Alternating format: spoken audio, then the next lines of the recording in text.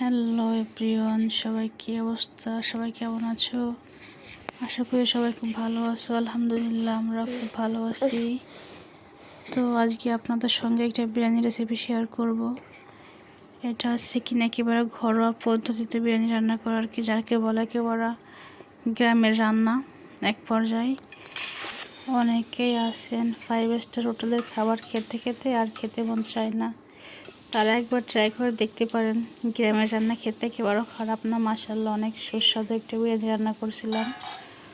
তো ফার্স্টে আমি চালটা সুন্দর করে ভুনে নিচ্ছিলাম। চাল ভুনার ভিতরে দিয়ে দিচ্ছিলাম আপনার কয়েকটা এলাচ, দারচিনি, লবঙ্গ আর কয়েকটা কিশমিশ দিয়ে সুন্দর মতো একটু ভুনে নিচ্ছিলাম চাউলটা সুন্দর করে ভুনলে হয় কি, যে ভাতটা অনেক ঝরঝরে হয়, কেশে দিকেও লাগে না, দেখতে ভালো লাগে, খেতে ভালো লাগে। তো যাই হোক, আমার চালটা সুন্দর করে ভুনে এক সাইডে রেখে দিয়েছি।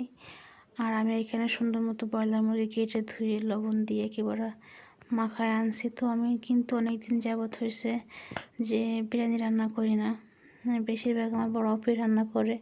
কেননা আমার বড় আপু আমার বড় যা, এর জন্য আর কি যখন যেটা খেতে মন চায় বড় আপু বেশি রান্না করে।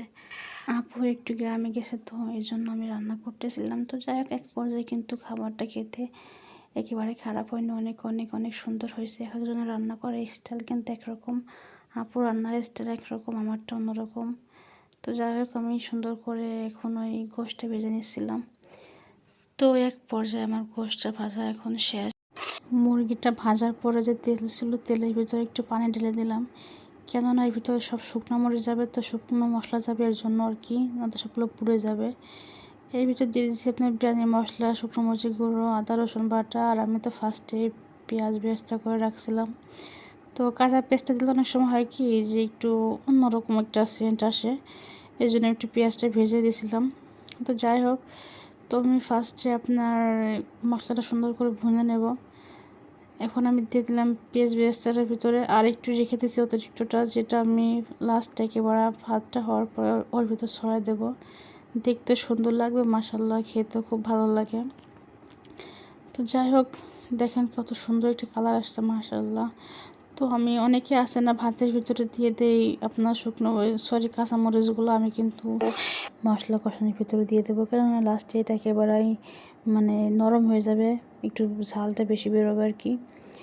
তো আমি এখন এর ভিতর দিয়ে দেবো যে গোশগুলো ভেজে রাখছিলাম, সুন্দর করে একটু কষিয়ে নেব, কেননা যতটা সুন্দর করে কষাবেন খাবারটা খেতে কিন্তু ততটাই সুস্বাদু হবে। তো দেখেন মাশাআল্লাহ, যা সুন্দর একটা কালার আসছিল আর যা সুন্দর একটা সেন্ট বেরোচ্ছিল, তা বলার মতো না, মাশাআল্লাহ। তো আমি হচ্ছে আপনার রাইস কুকারের ভিতরে রান্না করব। তো এই ভিতরে মাংসের ভিতরে পানি দিয়ে দিয়েছিলাম পরিমাণ মতো, মানে যেরকম চাউল ডবল পানি দিতেছিলাম। দেওয়ার পরে আমার যখন দেখলাম যে পানিতে বলক চলে আসছে, তো চাউলটা দেওয়া শেষ। এখন আমি এর ভিতরে আপনার যে দুধটা রাখছিলাম ওইটা এখন ভিতরে দিয়ে দেবো, কেননা আমি কোনো রকম কোনো টক দই ইউজ করি না, এই জন্য আমি গুঁড়া দুধটা ইউজ করছি, যেহেতু খাবারটা খেতে একটু বেশি সুস্বাদু হয়, এই জন্য আর কি।